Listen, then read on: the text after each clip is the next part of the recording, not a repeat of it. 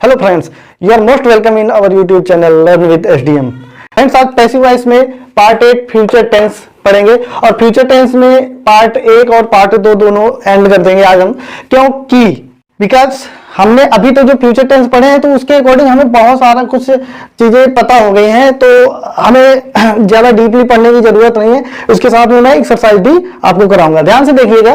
Future indefinite tense जो है पहला जो पढ़ा रहे हैं, फ्यूचर इंडेफिनिट टेंस की हेल्पिंग वर्ब ये होगी विल बी। इसकी यहाँ पे हेल्पिंग वर्ब होगी विल या सेल, तो ये यहां पे जाकर के विल बी या सेल बी हो जाएगी। बट 99% सिर्फ हम विल बी यूज करते हैं, यहां पर भी विल यूज करते हैं, तो इसलिए अधिकतर हमें विल का ध्यान रखना है। ओके, स्ट्रक्चर इसका क्या होगा देख लीजिए। ऑब्जेक्ट पहले आता है, आपको पता ही है, विल बी हेल्पिंग वर्ब आएगी या सेल भी आएगी, बट ये इसकी प्रायोरिटी होगी ज्यादा। इनके लिए मैंने आपको टेंस में बताया है कि कहां पर सेल का प्रयोग करते हैं, प्लेलिस्ट से जाकर के आप देख सकते हैं। उसके बाद वर्ब की थर्ड फॉर्म है फिर बाय सब्जेक्ट। जो सब्जेक्ट होता है वो ऑब्जेक्ट की जगह पे आएगा स्ट्रक्चर में। तो जो फर्स्ट सेंटेंस है, सब्जेक्ट यहां पे देखना, जो सब्जेक्ट है ये जब ऑब्जेक्ट हो जाता है और प्लस वर्ब की थर्ड फॉर्म हो जाती है यहाँ पे, तो ये पैसिव फॉर्म में होता है। और ये सब्जेक्ट जब होता है तब ये एक्टिव में होता है। तो चलिए एक एक्सरसाइज हमारे पास है एक्टिव एंड पैसिव के लिए। फर्स्ट एक्सरसाइज हम देखते हैं जरा। फर्स्ट में क्या होगा, I will write a letter. बहुत ही आसान है, बिल्कुल है। क्या होगा जरा देखिए, a letter will be, write का थर्ड फॉर्म रिटेन, और आई के लिए यहां पे बाई मी लगाएंगे। क्या लगाएंगे भाई? By me. बहुत आसान है। A letter will be written by me. Helping verb आपको चेंज करना है, बाई के साथ सब्जेक्ट को ऑब्जेक्ट में चेंज करना है और ऑब्जेक्ट को सब्जेक्ट की जगह ले आना है।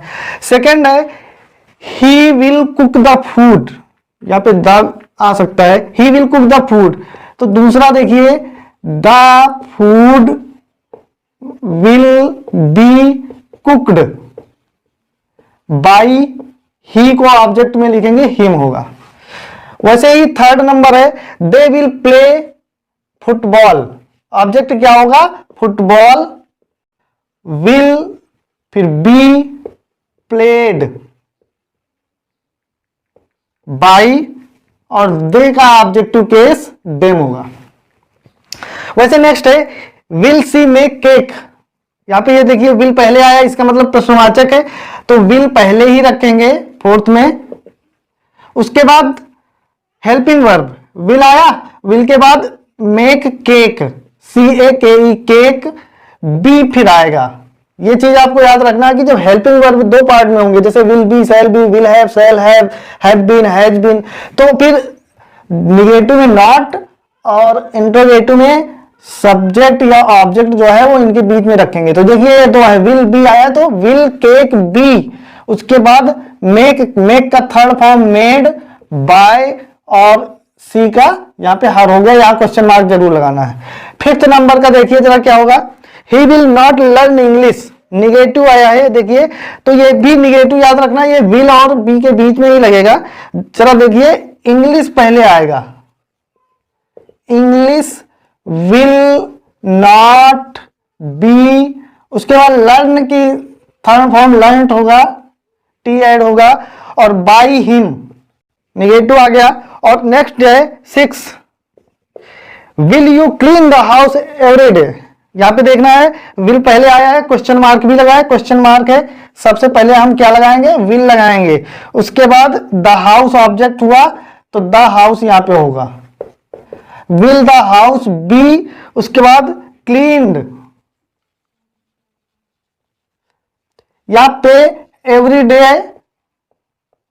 बाय और यू क्वेश्चन मार्क। तो देखा आपने कितनी आसान है, और बहुत आसानी से आप लोगों को पता भी चल रहा है। फिर से I will write a letter will be written by me, he will cook the food object है, the food will be cooked by him, they will play football will be played by them, will she make cake, will cake be made by her? He will not learn English. English will not be learnt by him. Will you clean the house every day? Will the house be cleaned every day by you? चलिए देखते हैं इसका part 2 देखेंगे next slide में। Future perfect tense के साथ में passive voice का जो टेंस का पार्ट था वो एंड हो गया है। इसके बाद में फिर exclamatory sentences and imperative sentence को हम कैसे बनाएंगे वो चीज देखेंगे। आप इसका एक स्क्रीनशॉट ले सकते हैं। चलिए फ्रेंड्स, फ्यूचर परफेक्ट टेंस के वाक्यों को, फ्यूचर परफेक्ट टेंस के सेंटेंसेस को हम पैसिव वॉइस कैसे बनाते हैं आइए देखते हैं जरा। हेल्पिंग वर्ब के लिए बता दूं आपको, यहाँ पे विल हैव आएगा तो विल हैव के लिए यहाँ पे बीन ऐड होगा। फ्यूचर परफेक्ट टेंस के लिए अगर पैसिव वॉइस बना रहे हैं तो स्ट्रक्चर होगा ऑब्जेक्ट फिर विल हैव बीन, वर्ब की थर्ड फॉर्म बाय सब्जेक्ट। यहाँ पे एक चीज मैं ऐड करता हूं इसी के साथ साथ में, अगर ये निगेटिव होगा तो यहाँ पे नॉट लगेगा और अगर इंट्रोगेटिव होगा तो जो ऑब्जेक्ट आएगा वो भी यहीं पे लगेगा। तो निगेटिव के लिए नॉट या ऑब्जेक्ट जो है ये इसके विल हैव या शैल हैव के बीच में आएगा। फिलहाल विल हैव ही इसकी हेल्पिंग वर्ब होगी। तो जैसे कि पहला सेंटेंस है भूषण विल हैव हेल्प्ड मी। आप इनको कर भी सकते हैं, आपको बहुत सारी चीजें पता होगी। वर्ब की थर्ड फॉर्म लगाना है तो आप कर सकते हैं मेरे करने से पहले, उसके बाद मैच कर लीजिएगा कि ये सही है या गलत है। चलिए देखते हैं। Bhushan will have helped me, they will have said their prayers, you will have bought a new house, Radha will have sung the song, the painter will not have painted the house और who will not have spoken the truth। ये 6 sentences हैं जिनमें कि negative, interrogative और simple sentence दिए गए हैं। तो आपको ये चीजें पढ़ना है और इनको ऐसे पढ़ना है, ऐसे पढ़ना है कि आप फिर आगे चल के जो भी प्रिपेयरिंग करें वहां पे कहीं पे आपको कोई दिक्कत ना आने वाली हो।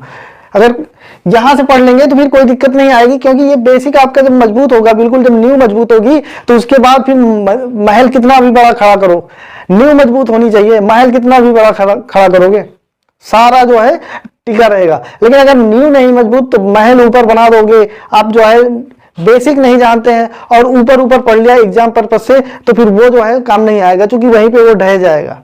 तो बेसिक जरूर आप तैयार कीजिए। चलिए देखते हैं इन सेंटेंस के लिए।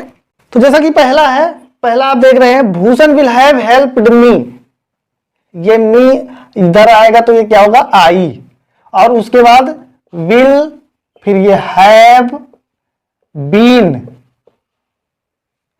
हेल्प्ड बाय, और ये इसका सब्जेक्ट क्या होगा Bhushan. Second is they will have said their prayers, यहां पे देखिए देयर प्रेयर्स, उसके बाद will have been said by, they का ऑब्जेक्टिव केस में देम। तीसरा नंबर क्या होगा आप लोग बताएं, कभी कभी खुद भी बता दिया करो। चलिए you will have bought a new house, यहां पे देखिए a new house will have been bought by you. चौथा नंबर देखिए जरा, Radha will have sung the song, sung the song object क्या है the song, will have been sung by Radha.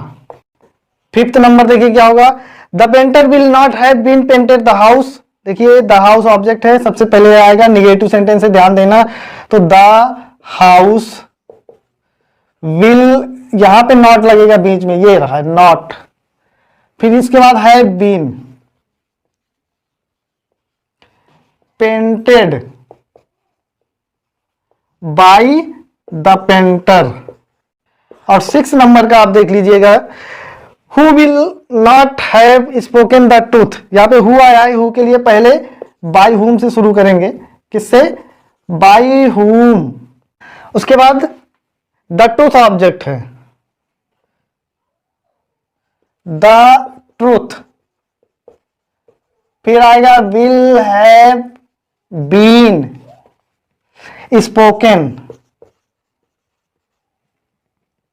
Question mark, by whom the truth will have been spoken.